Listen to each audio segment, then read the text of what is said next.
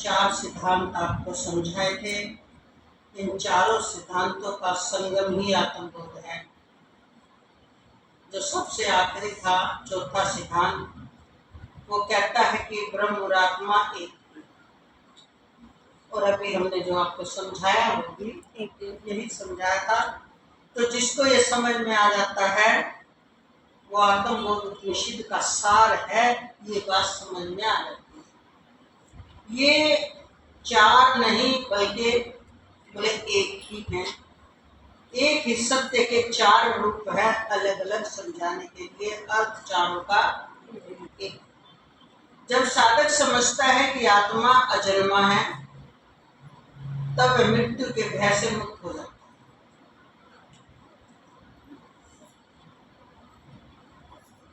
जिसको ये बात समझ आ गई है, गेट बंद करो बाहर से। जिसको ये बात समझ में आ जाती है तो क्या होता है, मृत्यु का भय से मुक्त हो जाता है। देखो जरा, ये मृत्यु के भय से मुक्त होना बहुत मुश्किल काम है। कहना आसान है, मरना तो सबको ही है जी। जरा अभी बता दे, मूर्ति माता ने बता दे कल तुम्हारी मृत्यु हो गई, जो सारी रात में जा गए ना जी गुरु जी कुछ भी यत्न करो, अभी मैं मरना नहीं चाहती, अभी तो मैं जीना चाहती हूँ, अभी तो मुझे मिला है समय भजन करने का। तो देखो क्यों हावी हो गया ये विचार, मैं मरना नहीं चाहती, अभी तो मैं जीना चाहती हूँ और मैं कभी मरती नहीं। आश्चर्य देखो, जो मैं है वो कभी मरता नहीं। वहां से ले आओ ना बेटा कुर्सी पे, जमीन में जरूरी बैठना, जब बैठा जाता। मैं कभी नहीं मरता। और बोला क्या, मैं अभी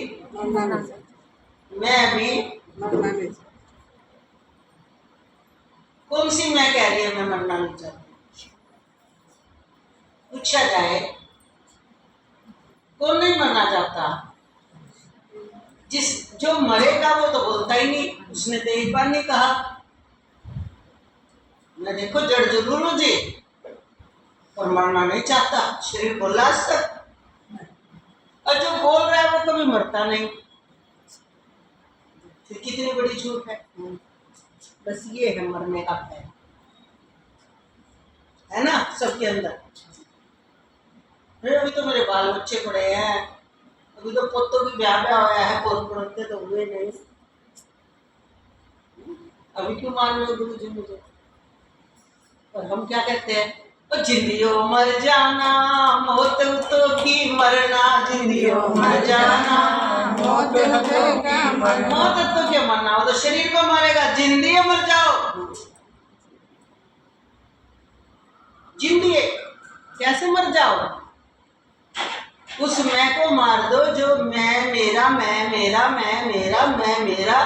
झूठे वादे करती है, झूठा मेरा मेरा करती है, झूठी फंसी हुई है।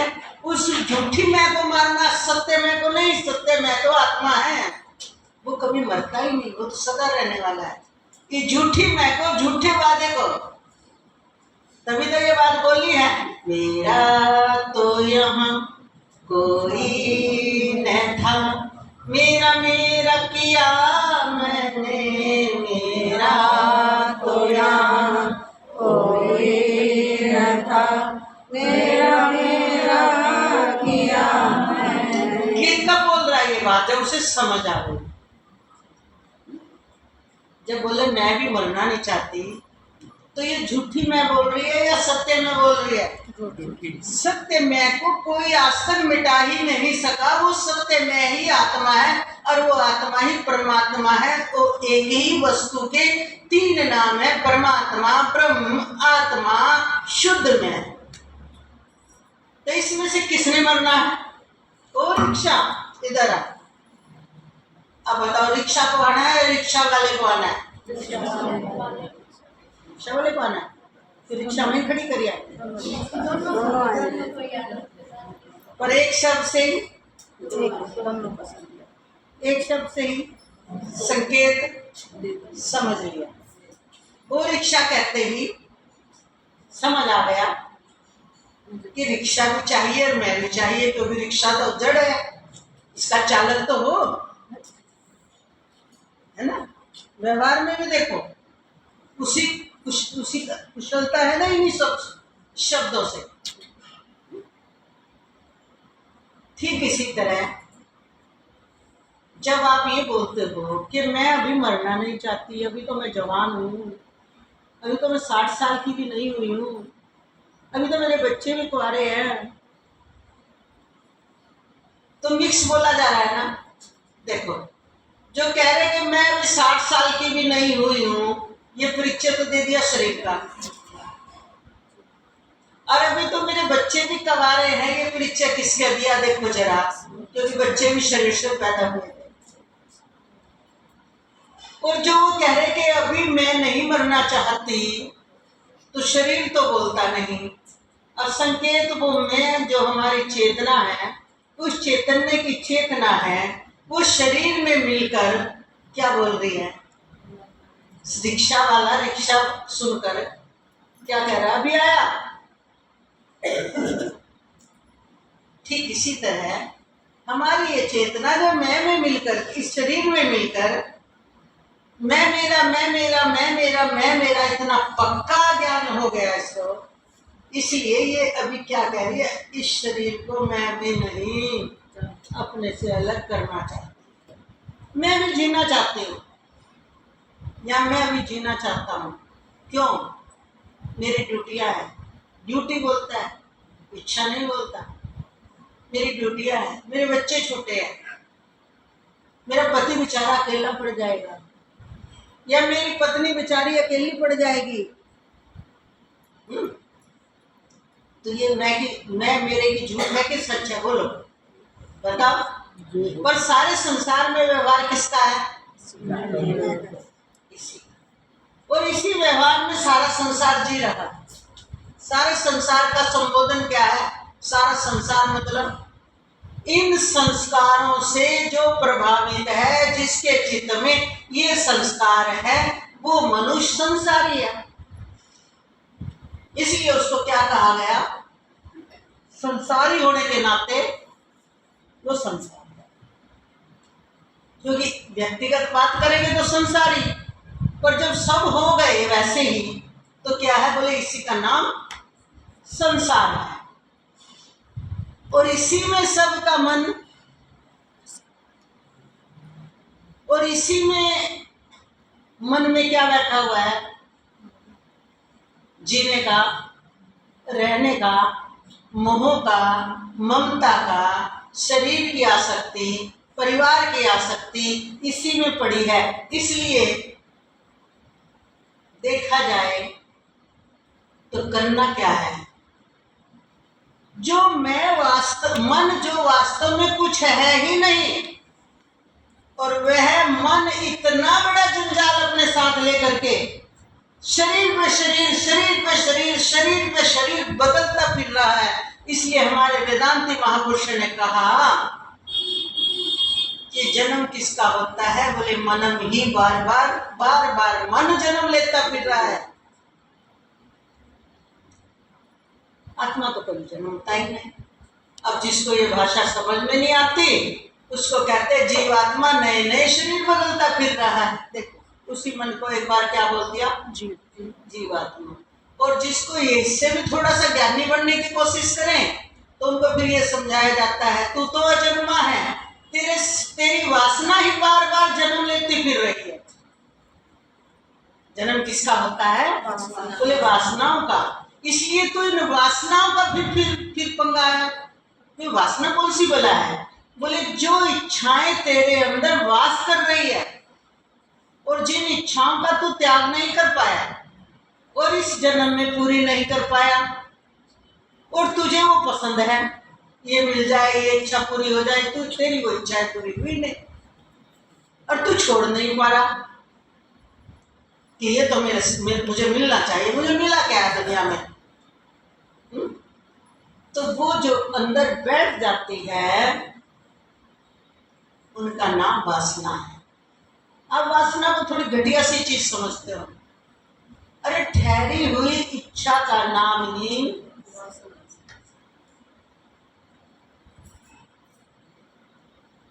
और ना जाने अनजाने में कितनी कितनी इच्छाओं को हमने ठहरा लिया। अच्छा और बताएं आपको, आज एक इच्छा आपके अंदर ठहर गई और वर्षों से थी वो इच्छा, और कोई ऐसी 6 साल बाद, 10 साल बाद, 15 साल बाद उससे बड़ी कोई पावरफुल चीज मिल गई। बोले हो, मैंने तो ये छोटी सी इच्छा करी थी और मैंने उसी को महत्व दे रखा था, और अब तो ऐसी स्थिति आ गई है, ये तो वो इच्छा थी, इस इच्छा के सामने कुछ भी नहीं है। अब वो इच्छा मुझे हट गई मेरे दिमाग से, अब तो ये चीज मिलनी चाहिए। देखो आपने ही पकड़ रखी थी ना, वर्षों से बिठाई हुई इच्छा आपने एक सेकंड में कह दिया जा बह जा। इसीलिए इन इच्छाओं का नाम भी लहर है। आपने पकड़ रखी थी, अब उससे बड़ी इच्छा आपके हाथ लग गई, छोटे बच्चे की तरह। ये दिनेश की गुड़िया है ना, कले मिट्टी कले मिट्टी कले मिट्टी 4-5 दिन से कर रही थी। हमने भी उसे समझाया, बेटा कले मिट्टी में तब तक लाख इसको कोई भी समझा ले, अपनी जिद ये जीवात्मा नहीं छोड़ता। यही दशा है मनुष्यों की। यही इसलिए हम कहते हैं कि जब तक अज्ञानी है वो बाल बुद्धि है, उनको समझ ही नहीं आती। अब जब समझ में आई तो उसके दोष साफ दिखा दिए कि उस वस्तु में तो ये दोष है। बिजनेस से तो मेरा दिमाग परफेक्ट होगा, बिजनेस करना तो मैं इतना सीख जाऊंगी, मैं ये करना सीख जाऊंगी, मैं ये करना, उसके गुण याद आए। बस यही जीवात्मा की गति, यही गति। आज के बच्चों को नॉलेज कितनी है। हम स्कूल से आने के बाद आई हमारे पास, तो हमने कुछ कहा है, सबको जानता हुआ भी अपने जानने में रहता है, सब में रहकर सबको जान रहा है, फिर भी अपने सिर्फ जानने में रहता है, सिर्फ अपने और जानने में आने वाला नहीं बनता। ये आत्मबोध है। अब ये जो आ रहे हैं नजर शरीर, ये जानने वाले हैं या जानने में आने वाले हैं? तो जो भी चीज जानने में आने वाली हो वो नश्वर है, ये पक्का पड़ा। वो सत्य नहीं है, बिल्कुल नकली है, दिख रही है, उस दिखी हुई वस्तु से प्रभावित होना छोड़ दो। उतर जाती है बात गले, क्योंकि सारा प्रभाव दिखने वाली वस्तु में है। ये सुंदर है, ये गोरा है, ये काला है, ये कपड़ा सुंदर है, तुमको फिर क्या हम डेड हो जाए तो जानने वाले रह जाए कि क्यों बनाए ये रंग बिरंगे सब के, क्यों इतनी सुंदर सुंदर कारीगरी बन गई है। शरीर को तो किसी भी एक प्रकार का रंग बना देते, सब एक जैसा सब पहन लेते। पहले तो ऐसा ही था, पहले ऐसा ही था, पहले ऐसा नहीं था क्या? हम 8 बहन भाई थे, एक भाई तो बाहर करता था, एक बहन की शादी हो गई थी, 6 बच गए, 1-2 छोटे थे, बाकी जो 4-5 थे, सर्दी लगते ही गुलाबी खद्दर का था, उसकी कमीज सबकी में सिलवा देते। दोनों बहन पता ही नहीं था कि एक ही कलर पहनने से। अपना निरीक्षण करके देख लो कि हम कहाँ बदले। मन बदला, कितनी बार बोलते हो अपना जब विचार करते हो कि बचपन में मेरा मन बड़ा भोला, स्वामी जी का बताया हमने, स्वामी जी कितने भोले थे। तो मेरा मन भोला था, मेरी बुद्धि तेज नहीं थी। एक बात मुझे 10 बार समझाओ तब मुझे समझ नहीं आती थी। मैं थोड़ा सा अंधेरा हो जाए मेरा मन उसी से डर जाता था। बोलते हैं ना जिसका जैसा अनुभव होगा, हम अपनी बात नहीं कर रहे। कब सोचो गुरु जी किसी से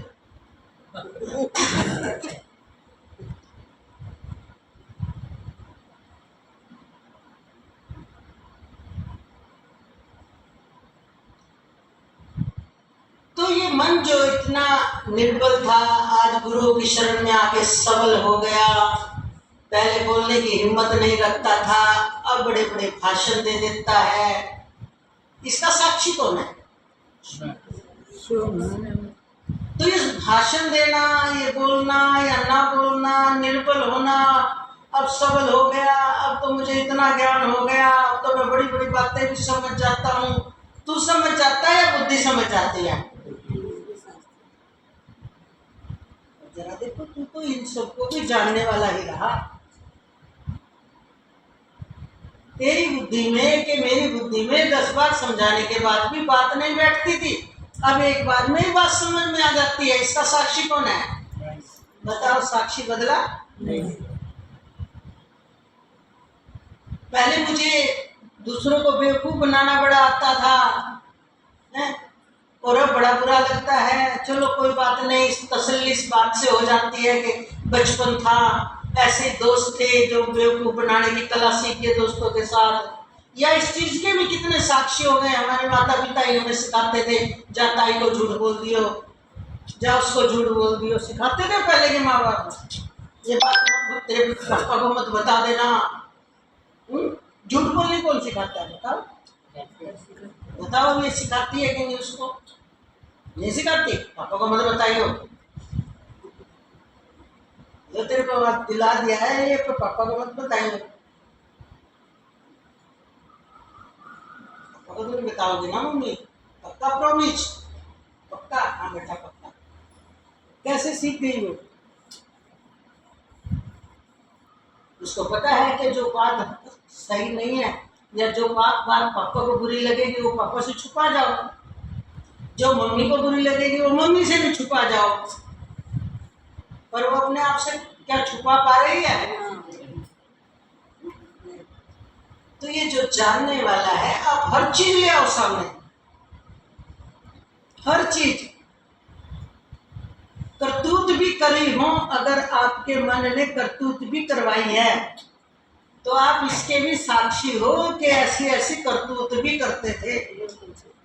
मैं इतना निकम्मा था या निकम्मी थी, मैं इतना चालाक था या मैं चोरी भी करता था, या मैं झूठ भी बोलता था, मैं बेईमाना भी करता था, मैं माता पिता से बचने के लिए झूठ भी बोल देता था। हर चीज के साक्षी वो जो करते हो, एक एक अपना अंदर का सर्वे जानता है, बाहर से चाहे वो कौन नहीं जानता। जिसको आप ये बोलते हो ना कि वो अंतर्यामी सबकी जानता है, तो बताओ अंतर माने अंदर की जानने वाला। अब अंदर की आप अपनी अपनी जान रहे हो कि नहीं? वो सबका एक ही अंतर्यामी है। अलग अलग शरीरों में अलग अलग जो अंतःकरण है, अंदर के करण, उनमें क्या क्या छुपा रखा है, कितना झूठ है, कितना सच है। सच बताओ कि तुम जानते हो नहीं।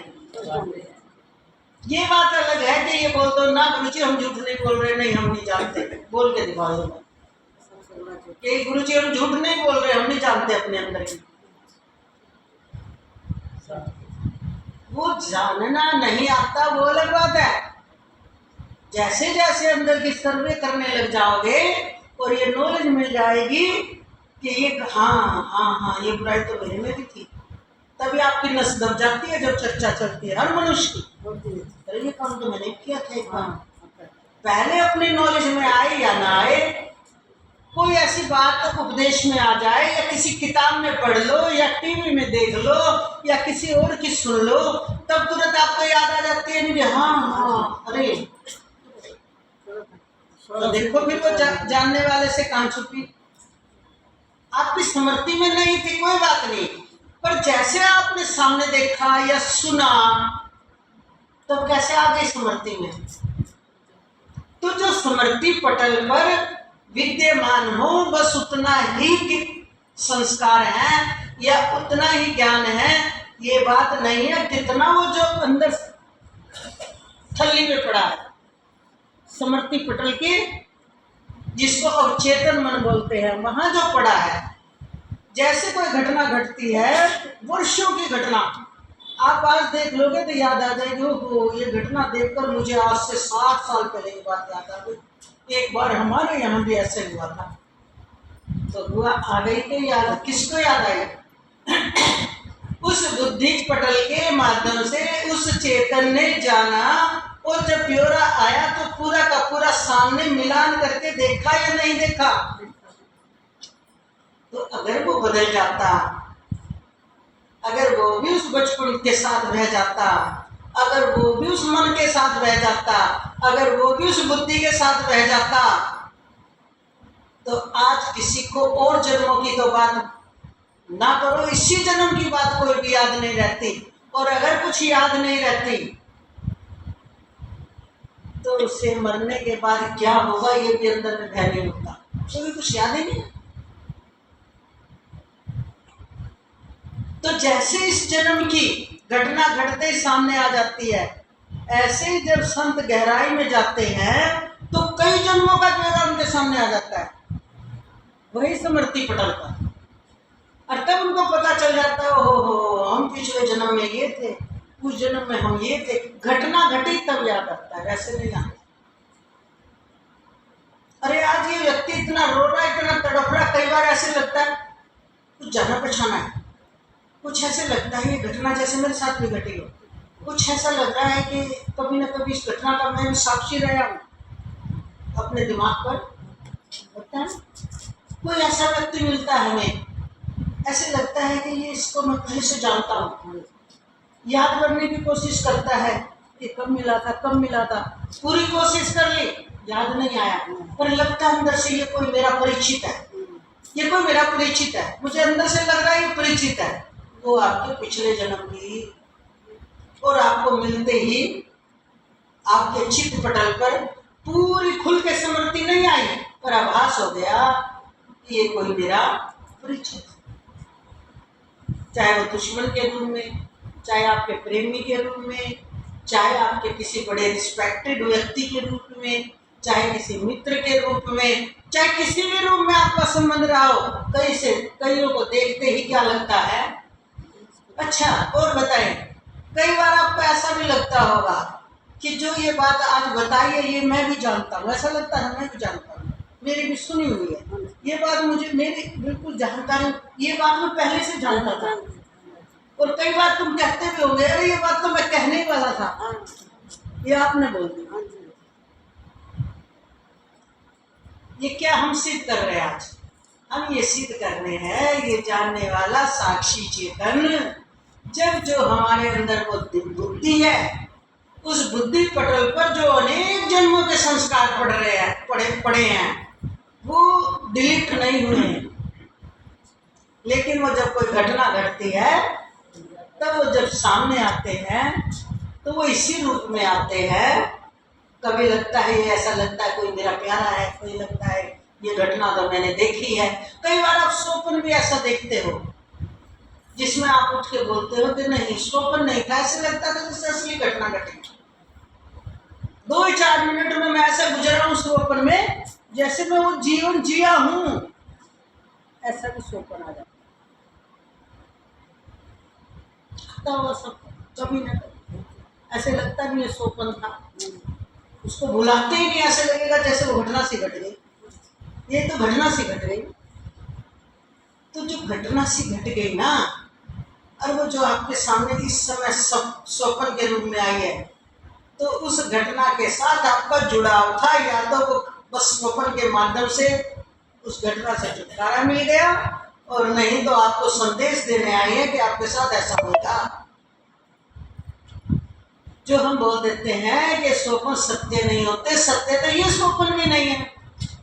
स्वप्न हमें भूत और भविष्य और वर्तमान की खबर देने के लिए आते हैं, और कुछ स्वप्न आकर के अपना कार्य पूरा करके नष्ट हो जाते हैं। स्वप्न मात्र से हमारा भोग हो जाता है, सामान्य जो हमारे संस्कार होते हैं उनका भुक्त भोग स्वप्न में हो जाता है, और तिवर्तन जो घटना होती है वो इसी जन्म में अभी आने वाले 2-4-10 दिन में घटनी है, तो वो हमें ऐसे लगेगी जैसे कोई घटना सी घट गई, वो हमें संकेत दे जाती है। कई बार तो सुबह स्वप्न दिखता है तो शाम तक घटना घट जाती है। क्यों ऐसा? बस इसी का नाम जगत है, पूरी ऐसे ही चलेगा। इसलिए योग वशिष्ठ में ब्रह्मा जी ने कहा, मैं ब्रह्मा भी स्वप्न दृष्टा हूं। क्यों है स्वप्न दृष्टा? क्योंकि सारा खेल स्वप्न की तरह है।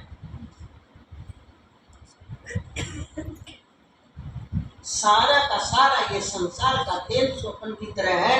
जैसे हमने कल बताया था कि नारद जी को 2 ही मिनट में डुबकी ही तो लगाई थी, और वो भगवान जी के पास जाकर के ये इच्छा प्रकट करके आए थे कि प्रभु एक बार अपनी परले दिखा दो। भगवान ने बोल दिया तथास्तु। अब ये थोड़ी कहा था लो भी देखना जाके, बस ब्रह्मा जी ने तथास्तु के हाँ भगवान जी दिखाएंगे मुझे। तो नारद जी सोचता है पता नहीं किस तरह की दिखेगा परले, जैसे मैं अलग से बैठ के फिर देखूंगा। और क्या दिखाया भगवान ने? नारद जी तो जाकर, नारद जी का स्वभाव था कहीं जाते गंगा जी दिख रही हैं, यमुना जी, क्योंकि दिव्य नदियां हैं, महत्व तो जानते थे, और स्नान की डुबकी लगा जाऊं। आया हूं तो यहाँ गंगा जी के ऊपर से जा रहा हूँ तो स्नान कर लो। वो डुबकी लगाने के लिए उतरे, और जैसे कोई लगाते हैं ना गंगा जी में पूरा सिर तक यूं करते, और जैसे उन्होंने यूं किया 2 ही मिनट में विवाह हो गया, 6 बच्चे हो गए, फिर बाढ़ आ गई, बाढ़ में पत्नी बह गई, 2 हाथ से छूट गए, कंधों वाले भी गिर गए। जब उन्होंने दुख मनाया अपने बच्चे और अपने परिवार का, और इतने वो घबरा के रुदन मचाते हुए सपना था। आप लोग भी देखते हो कई बार स्वप्न में चिल्लाते हैं, कोई हमारी आवाज भी नहीं सुनता, और चिल्लाते चिल्लाते ही आँख खुल जाती है। इसी तरह नारद जी जब सब 6 के 6 बच्चे पत्नी बह गए बाढ़ में, और जब चिल्लाया तो एकदम यूं करके ऊपर आया। ये क्या था? नहीं ये क्या था? ऐसे गरुड़ जी को दिखाई थी भगवान ने, ऐसे मार्कंडे को दिखाई थी। मार्कंडे को तो फिर भी 2 घड़ी लगे थे, और कहाँ बैठे थे? नदी के किनारे ध्यान में बैठे थे, वहीं पाया आपने। बस ये संसार ऐसा है। पर किसको सब समझ आया ये संसार का खेल? किसको किसको समझ आया? ज्ञानी इस जग विच मोती रोल देनी सयो सच्ची मुची। ज्ञानी इस जग विच मोती रोल देनी सयो सच्ची मुची। गुरु ब्रह्म ज्ञान वाले तीर मार देनी सयो सच्ची मुची। गुरु ब्रह्म ज्ञान वाले तीर मार देनी सयो सच्ची मुची। जिना लग देव ना दे दिल नहीं डोल देनी सयो सच्ची मुची। जिना लग देव ना दे दिल नहीं डोल देनी। जिनको वो ब्रह्म ज्ञान का तीर लग गया ना, उनको ये खेल, उनके दिल कभी नहीं डोलते कुछ हो रहा है। क्या बोलते हैं वे? तो यही बोलते हैं न कुछ हुआ था न कुछ हो रहा है, तुझे सिर्फ होने का ब्रह्म। ये है बात असली। जिसको बात समझ में आ गई उसके अंदर में ब्रह्मानंद का रस उसी समय फूटना शुरू हो जाता है, आनंद में रहना शुरू हो जाता है। अंदर से आनंद और शांति भरपूर आ जाती है। दुखी किस चीज के लिए हो? हाँ माता जी, क्यों दुखी हो? दुखी हो? अंधकार का क्या काम? ब्रह्मानंद जब बरस रहा हो, सामने परमात्मा हो, ब्रह्म रस हो, तो दुख की वृत्ति कहाँ से लाए? ये दुख है नहीं। आज एक संकल्प करो, हम कभी जीवन में दुखी नहीं रहेंगे। जो कि हमारा स्वरूप ही आनंद स्वरूप। जब भी कोई दुख की स्थिति आए, कोई क्रोध की स्थिति आए, कोई बाहर परिस्थिति बने, उस समय तुरंत संभालो, ये परिस्थिति है, निपटा लेंगे, लेकिन मैं अंदर से सुख स्वरूप आत्मा हूँ। मेरे सदगुरु ने मुझे आनंद स्वरूप का रस पिला दिया, इसलिए मैं अंदर इस दुख को जाने ही नहीं दूंगा। उस समय जैसे दो चार बार बोलोगे ना, ज्यादा से ज्यादा 11 बार बोलोगे तो आपको दुख होता है, परिस्थिति आपके अंदर नहीं। बहुत सी सदगुरुदेव ने किया शुभ काम।